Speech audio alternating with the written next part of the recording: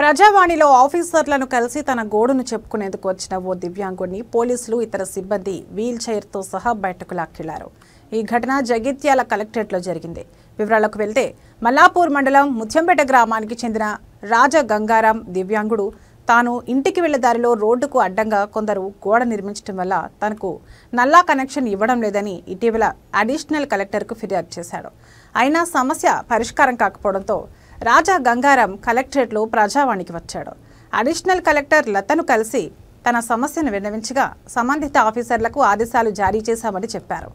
అయితే తాను ఎంత తిరిగినా ఎవరూ పట్టించుకోవడం లేదని, కలెక్టర్ వచ్చే వరకు ఇక్కడే ఉంటానని రాజా గంగారాం నిరసన తెలిపేందుకు ప్రయత్నించాడు.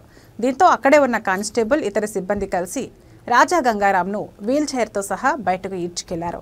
ఆఫీసర్ల తీరును నిరసిస్తూ అతడు డోర్ ఎదుట కింద పడుకుని నిరసన తెలిపాడు. విషయం తెలుసుకున్న మంత్రి అడ్లూరి లక్ష్మణ్ కుమార్ ముత్యంపేటకు వెళ్లి వివరాలు తెలుసుకుని బాధితుడికి న్యాయం జరిగేలా చూడాలని ఆర్డీఓను ఆదేశించారు. ఏదైనా సమస్య ఉంటే తన దృష్టికి తీసుకురావాలని సూచించారు.